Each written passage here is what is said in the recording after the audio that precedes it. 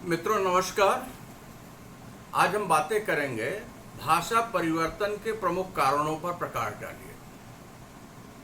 भाषा परिवर्तन के कारणों पर जब हम जाते हैं तो इस बात को हम जाने कि परिवर्तन जो है सृष्टि का नियम है। संसार की प्रत्येक वस्तु परिवर्तनशील है। परिवर्तन ही जीवन है, चेतना है, विकास है, उल्लास है। मानव की भाषा मानव का एक अंग है, अतः उसमें भी सृष्टि के नियम के अनुसार परिवर्तन, नित्य नूतन, रमणीयत्व का भाव होगा। तो भाषा भी इसका अपवाद नहीं है, भाषा भी नित्य परिवर्तनशील है। भाषा शास्त्र पर विचार करने वाले आचार्यों में यास्क, महर्षि पतंजलि, कात्यायन, काशिकाकार जयादित्य, वामन, कैयट, भट्टतोटी, नागेश भट्ट, एक लंबी परंपरा मिलती है जिन्होंने इस पर विचार किया है, भाषा के परिवर्तन पर।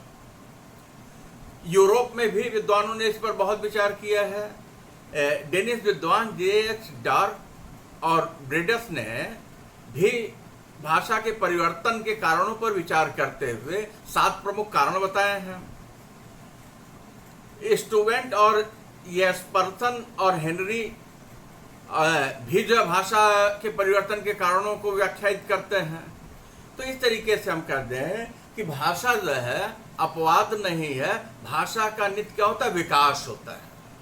और इसी विकास को हम करते क्या है, भाषा परिवर्तन के रूप में देखते हैं। ठीक है। तो यहां जो है अगर हम देखें तो भाषा के परिवर्तन या भाषा के विकास के कारणों को हम 2 भागों में बांट सकते हैं। पहला क्या होगा, अभ्यंतर कारण होगा। दूसरा क्या होगा, बाह्य कारण होगा। अध्ययन की सुविधा के लिए वो ज्यादा स्पष्ट हो जाएगा। तो पहला जो अभ्यंतर वर्ग के जब हम अंतर्गत आते हैं तो अभ्यंतर कारण भाषा के मूल में विद्यमान रहते हैं। अतः हम जाने अनजाने भाषा का परिवर्तन या भाषा का विकास करते रहते हैं। जहां प्रत्यक्ष परिवर्तन जो है दिखाई नहीं पड़ता, बल्कि परिवर्तन के कारण जो है प्रस्तुत होते हैं। जैसे अपूर्ण श्रवण, भाषा अर्जित संपत्ति है। बालक अपने माता पिता से या आसपास के रहने वाले लोगों से भाषा सीखता है।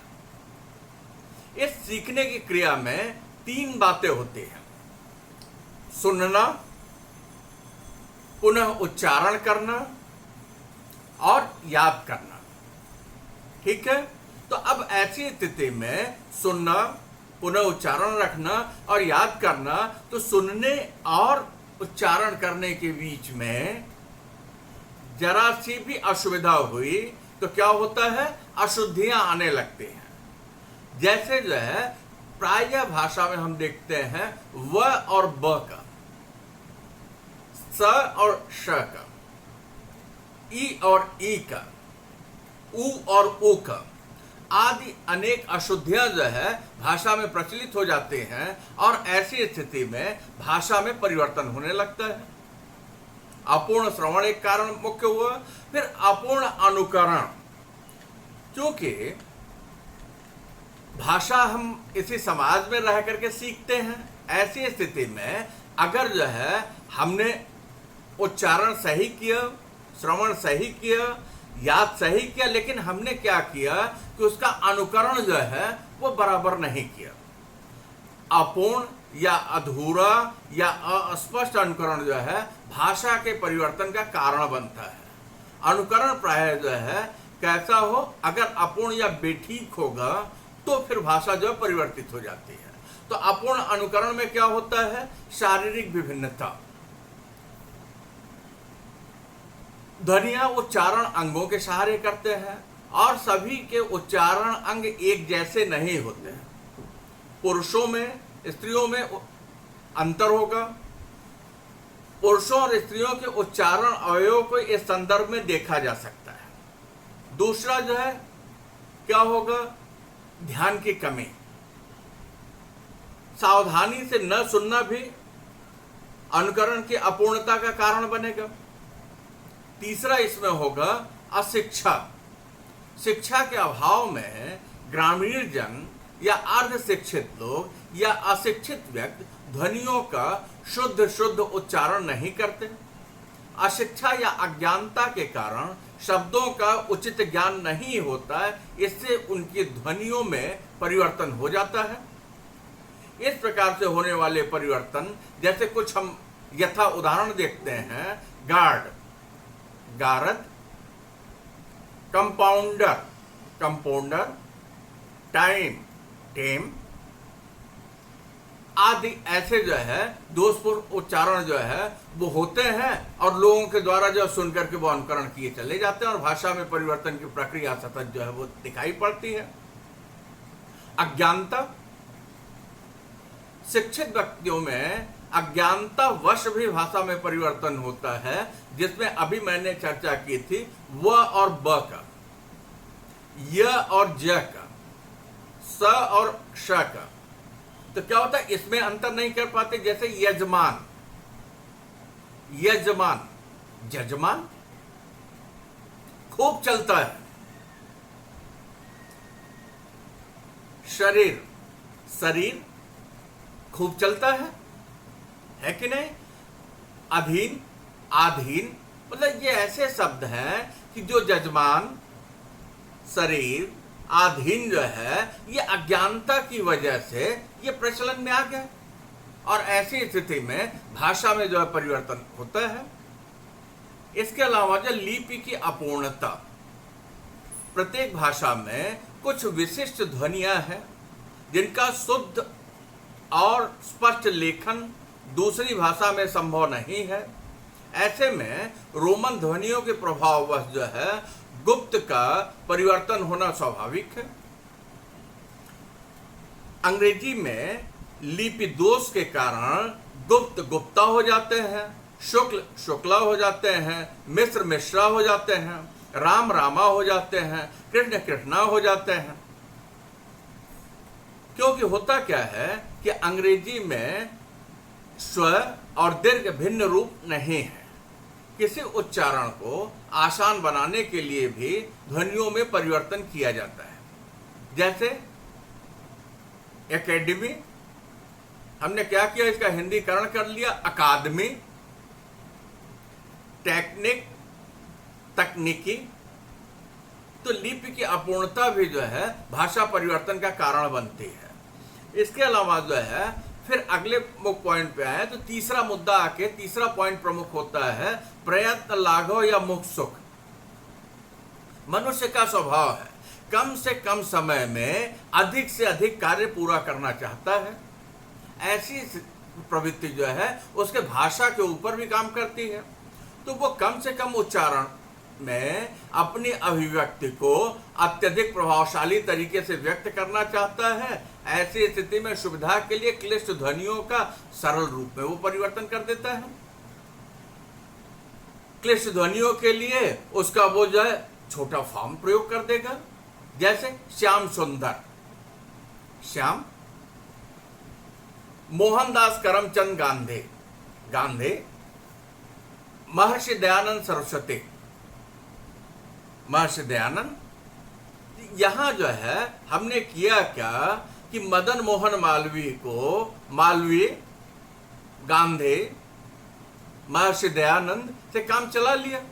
तो ये क्या, ये प्रयत्न लाघव या मुख सुख, हमने जो है चाहे तो कुछ शब्दों को पार कर लिया या बोलने में कम समय और कम श्रम खर्चा हो, इसके लिए हमने जो है क्या किया, उसका छोटा रूप प्रचलन में ले आ दिया। फिर अगला मुद्दा होगा प्रयोग में घिस जाना। जैसे सिक्का है, बहुत चलते चलते चलते घिस जाता है, शब्दों की भी वही स्थिति है। अत्यधिक प्रयोग के कारण धीरे धीरे जो है क्या होता है, भाषा के शब्द भी घिसने लगते हैं। संस्कृत की कारक विभक्तियां घिसते घिसते ही समाप्त हो गई। जैसे उपाध्याय, ओझा, द्विवेदी, दुबे, चतुर्वेदी, चौबे, घृत, घी, त्रिपाठी, तिवारी, सत्य, सच, तो यहां आप देख लीजिए संस्कृत के जो कारक चिन्ह है और त्रिड प्रत्यय वाली पाली, प्राकृत और अपभ्रंश में घिसते घिसते ये समाप्त हो गए, आज अल्प मात्रा में शेष है। तो अत्यधिक प्रयोग के कारण भी जो है शब्द क्या होता है वो घिस जाते हैं।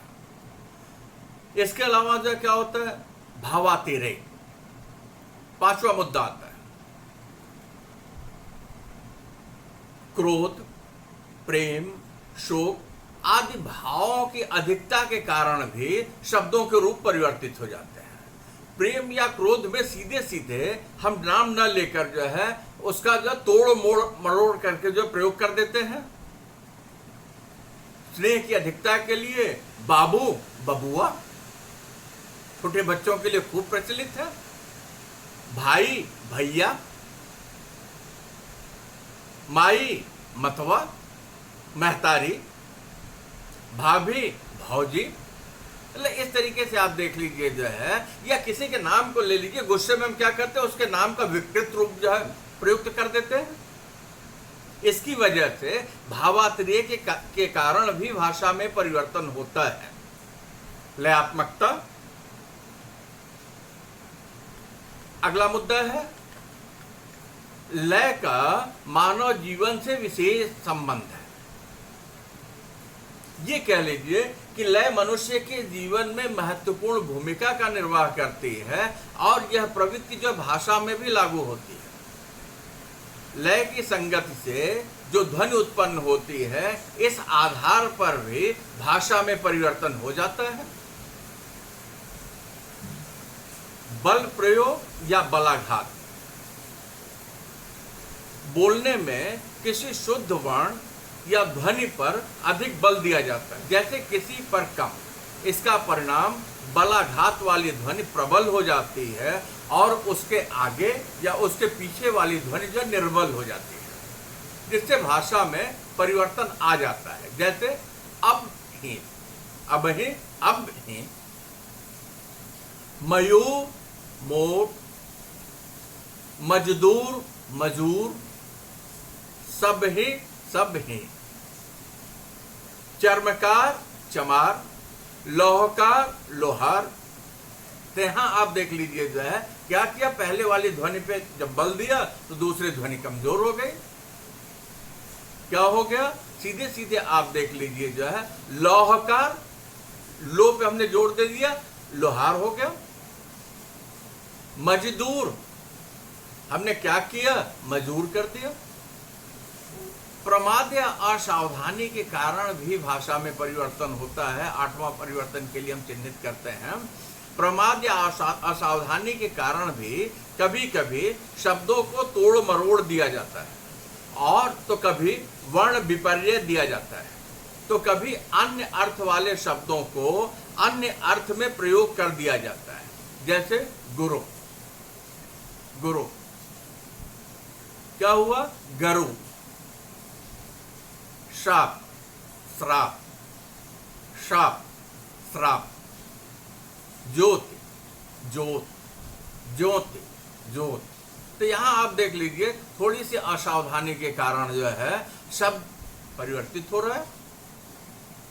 भाषा के परिवर्तन का कारण क्या हुआ, असावधानी हुई, या थोड़ा सा बोलने में आलस्य का भाव जो है निहित है यहां पे। इसके अलावा जो है नवीनीकरण की प्रवृत्ति, ये भी एक कारण परिवर्तन का मुख्य है। एक कारण ये भी जो है विशेष बनता है। मनुष्य की प्रवृत्ति है कि वो हमेशा कुछ नया चाहता है, और नएपन के तलाश की ये प्रवृत्ति जो भाषा पर भी लागू होती है। वो जानबूझकर अन्य भाषाओं के शब्दों को लेता है और अन्य भाषाओं के शब्दों को लेकर के जो है उसका उच्चारण करने में उसको संस्कृत निष्ठ कर देता है। जैसे यूनानी विद्वान मैक्स मूलर, मैक्स मूलर के लिए हमारे यहां जो उसका संस्कृतिकरण किया, क्या किया, मोक्ष मूलर। अलेक्जेंडर, अलेक्जेंडर, अलेक्जेंद्र, धड़ल्ले से चलने लगा। इस तरीके से हमने किया क्या कि नवीनीकरण की प्रवृत्ति की वजह से ही के कारण भी हम दूसरी भाषाओं के शब्दों को लेते हैं और उसका संस्कृत निष्ठ या हिंदी निष्ठ रूप बना लेते हैं, जिसकी वजह से वो शब्द हमारे यहाँ चल पड़ता है और ऐसी स्थिति में भाषा में परिवर्तन हो जाता है। फिर अलेक्जेंडर बोलने की या मैक्स मूलर बोलने की आवश्यकता हमें कम पड़ेगी। हम जो है मैक्स मूलर, मोक्ष मूलर और अलेक्जेंडर से अपना काम चला लेंगे। इसके अलावा बौद्धिक स्तर के अंतर के कारण भी शब्दों के अर्थ में विशेष रूप से अमूर्त अर्थ वाले शब्दों के अर्थ में अंतर आ जाता है। तो यहां जो है बौद्धिक विकास भी कहीं न कहीं, बौद्धिक स्तर का अंतराल भी कहीं न कहीं जो है भाषा के परिवर्तन के कारणों में अपनी भूमिका का निर्वाह करता है। हमने आंतरिक कारणों पर चर्चा की, अब भाषा परिवर्तन के जो है बाह्य कारण भी है। कुछ ऐसे कारण हैं जो कि सामने हमें दिखाई पड़ते हैं और जिसका असर जो इन बाह्य कारणों का, बाहरी कारणों का भाषा के ऊपर पड़ता है। भौगोलिक वातावरण या भौगोलिक प्रभाव। भौगोलिक वातावरण या भौगोलिक प्रभाव का भाषा परिवर्तन पर सबसे अधिक प्रभाव पड़ता है। इसका प्रभाव 3 तरह से पड़ता है। पहला, सर्दी गर्मी की अधिकता या कमी। दूसरा, मानव संपर्क। तथा तीसरा, भूमि की उर्वरता से है। ध्यान दीजिएगा, मौसम अत्यधिक ठंडा या अत्यधिक गर्म है, परिवर्तन का कारण होगा। लोगों का मिलना जुलना कम है, परिवर्तन का कारण होगा। भूमि अत्यधिक उर्वर है, इसका मतलब संपन्नता है, तो भाषा परिवर्तित होगी। जब भी हम पीठ से ऊपर उठेंगे, बौद्धिक बातें होंगी, तो वहां भाषा के ऊपर उसका असर आएगा। ध्वनि उच्चारण पर भौगोलिक परिस्थिति का विशेष प्रभाव पड़ता है। एक भाषा की विभिन्न ध्वनियों का उच्चारण भिन्न भौगोलिक वातावरण के दूसरे भाषा भाषियों के द्वारा संभव नहीं है। जैसे ठंडे प्रदेश में रहने वाले लोग प्रायः बातचीत में ये जो मुख यंत्र है, तो मुख को क्या करेंगे, कम खोलेंगे। ध्यान दीजिएगा मौसम का प्रभाव। ठंडे प्रदेश में रहने वाला व्यक्ति जब बोलेगा तो अब ये जो अधरोष्ठ है इसको कम खोलेगा, और ऐसी स्थिति में होता क्या है कि उसके द्वारा जो है उस वातावरण के कारण वो जो दंत ध्वनियां हैं, इन ध्वनियों का उच्चारण नहीं कर पाते। ये प्रायः ठ और द को क्रमशः ठ और ड बोलते हैं। इसके अलावा आवागमन के साधन से रहित या ऐसे शिथिल साधन वाले भौगोलिक भाग की भाषाओं में ध्वनि परिवर्तन अत्यंत मंद होता है, जबकि उर्वर, समतल, आवागमन से युक्त भागों में भाषा की ध्वनियों में सतत परिवर्तन होता रहता है। तो भौगोलिक कारण जो है ये कह लीजिए बाहरी कारणों में प्रमुख भूमिका का निर्वाह करते हैं। इसके अलावा फिर दूसरा मुद्दा आता है सांस्कृतिक कारण। संस्कृति समाज की प्राणवायु है। अपने व्यापक परिवेश में यह भाषा में परिवर्तन लाती है।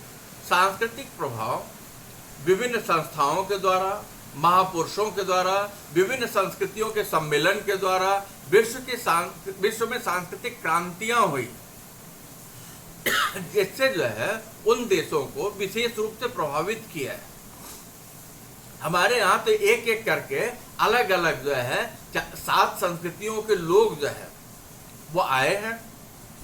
शक आए, हूण आए, कुषाण आए, किरात आए, एक एक करके आर्य आए, फिर जो है मुगल आए, फिर अंग्रेज, ये आते गए और यहाँ आने के बाद ये आपस में एक दूसरे से मिलते जुलते चले गए। सबकी जो बोली बानी थी वो एक साथ इकट्ठा होती चली गई। या सांस्कृतिक प्रभाव में फिर हम इसे क्या करें कि अलग भागों में बांट दें। तो पहला व्यक्ति के प्रभाव से महान व्यक्तियों का भाषा पर प्रभाव पड़ता है। गोस्वामी तुलसीदास उत्तर भारत की भाषा अवधी को लेकर के हिंदी भाषा और समाज धर्म को जो है यथेष्ट प्रभावित किया है। दूसरा जो है संस्कृतियों के सम्मेलन से, जैसा आपको बताया ना कि भारत में समय समय पे अलग अलग संस्कृतियां जिस किसी भी कारण आए तो वो आए, तो विभिन्न संस्कृतियों के सम्मेलन से जीवन में नया रूप आ जाता है। भारत में अनेक संस्कृतियों का मिलन हुआ है, जैसे आस्ट्रिकों और द्रविड़ों।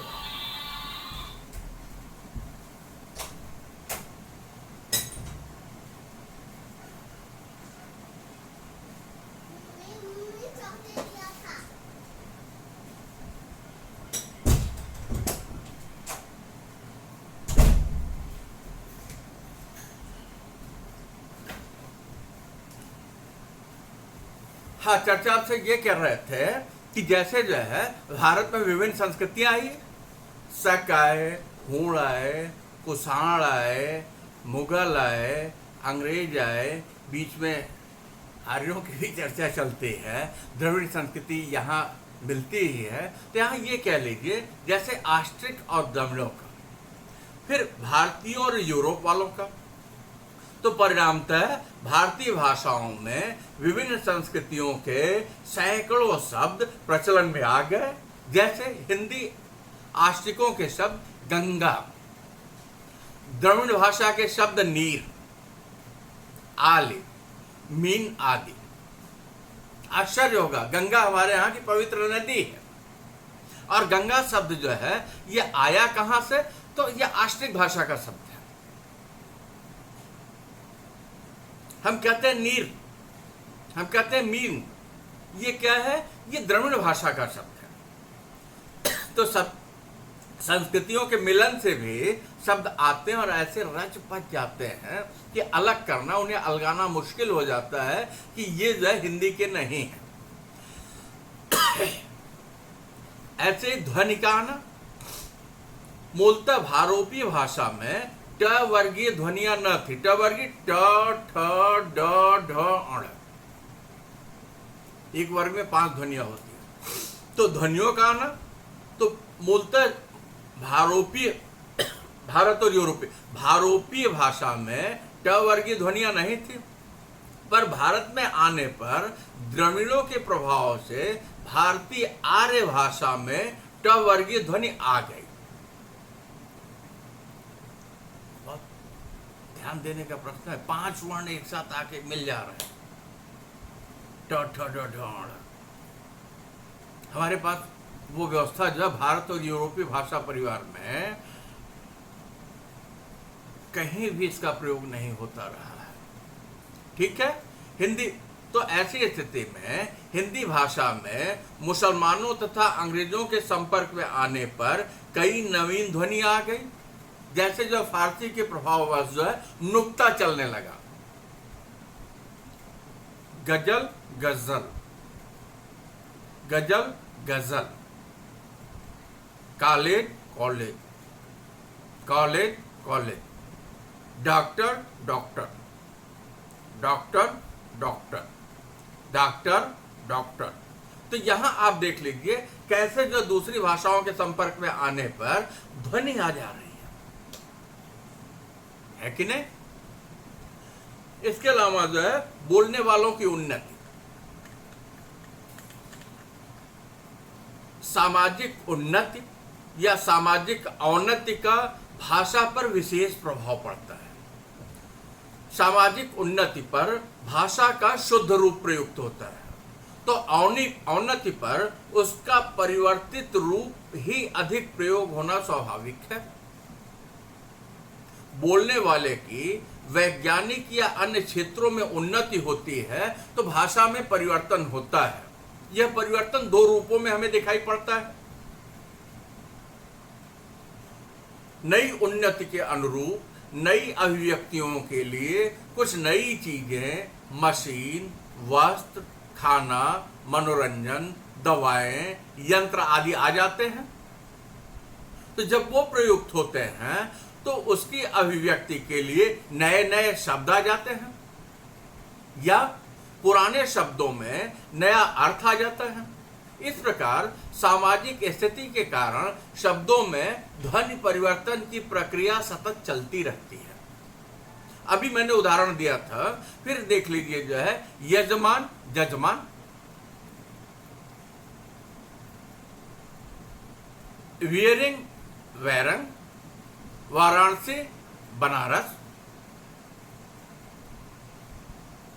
मोबाइल, आईफोन, देख लीजिए, टेलीविजन, टेलीविजन मतलब आप देख लीजिए हमारे स्टैंड, पेन, मतलब ये क्या हुआ, ये सीधे सीधे चूंकि जो है हमारी उन्नति हुई, हमारी जब उन्नति हुई तो वैसे जो है साधन आए, जब साधन आए तो हमने क्या किया, हमने किया ये कि उसके लिए जो है एक नया शब्द जो था उसे स्वीकार कर लिया, और जब उसको स्वीकार कर लिया तो भाषा परिवर्तन का कारण हो जाएगा। टेलीफोन, ठीक है। इसके अलावा जब मिथ्या सादृश्य भी भाषा परिवर्तन का कारण बनती है, इसका प्रभाव अभ्यंतर और बाह्य दोनों धरातल पर दिखाई देता है।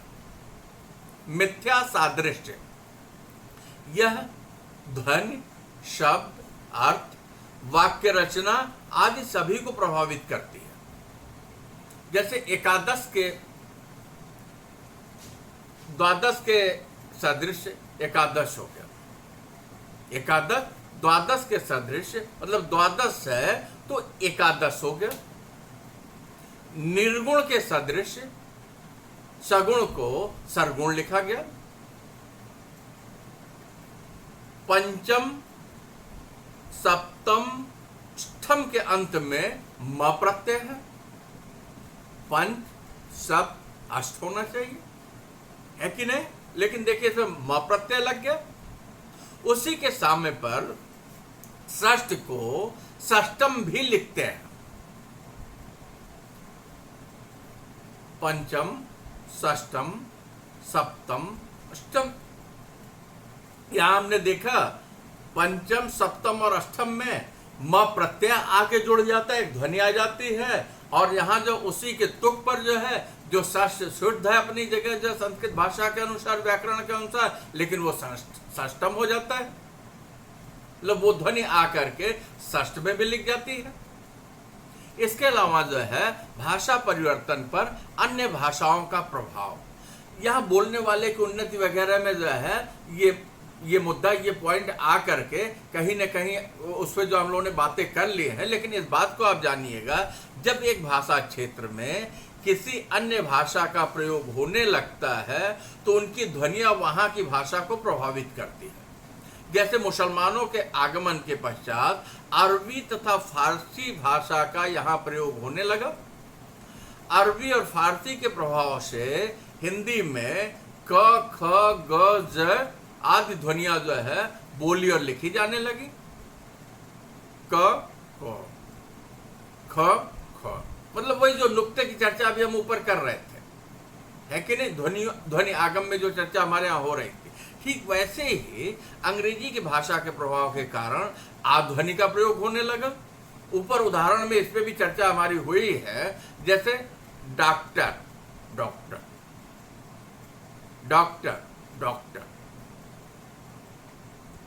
कॉलेज, कॉलेज, बाल, वाल, बाल, वाल, मतलब आप देख लीजिए हकार की सी ध्वनि जो उत्पन्न हो रही है। इस तरीके से भाषा परिवर्तन के कारणों पर हम विचार करते हैं तो भाषा परिवर्तन के कारणों को दो भागों में बांटा जा सकता है। सीधी सी बात है, अभ्यंतर कारण और बाह्य कारण, इन दोनों का भाषा के ऊपर प्रभाव पड़ता है। और जब सृष्टि में सब कुछ परिवर्तनशील है तो फिर भाषा इसका अपवाद कैसे हो सकती है ना? तो भाषा में भी परिवर्तन होता है। परिवर्तन को आप अपने दिमाग में बैठा लीजिए कि ये क्या होता है, परिवर्तन ये विकास है। क्योंकि जब हम भाषा वाला पाठ पढ़ रहे थे तो वहां आप देख लीजिए क्या हो रहा है कि वहां सरलीकरण हो रहा है, उसकी विशेषताओं पे हमसे बातें हुई हैं। तो भाषा का क्या हो रहा है, भाषा का विकास हो रहा है, नित्य नवीनता आ रही है।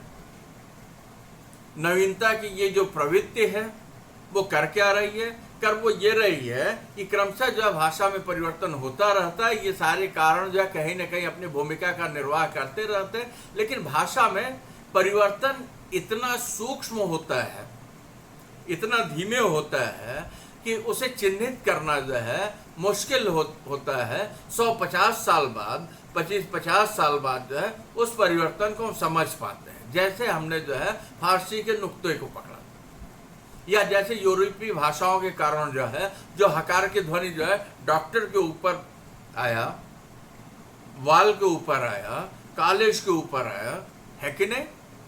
तो इस तरीके से भाषा परिवर्तन के कारणों पर हमने विचार कर लिया। जब सृष्टि परिवर्तनशील है, मनुष्य का जीवन परिवर्तनशील है, मनुष्य के शारीरिक अंगों का विकास होता है, तो जो बच्चा तुतलाता हुआ मानी मानी से शुरू करता है और पानी बोलने लगता है, दूध दूध से शुरू करता है और दूध बोलने लगता है, तो भाषा परिवर्तन के कारणों में का हम लोगों ने अध्ययन किया, परीक्षा में पूछा जाएगा। अब आपके कोई सवाल हो तो आप बिना हिचक जो है अपने प्रश्न कर सकते हैं। हार्दिक धन्यवाद।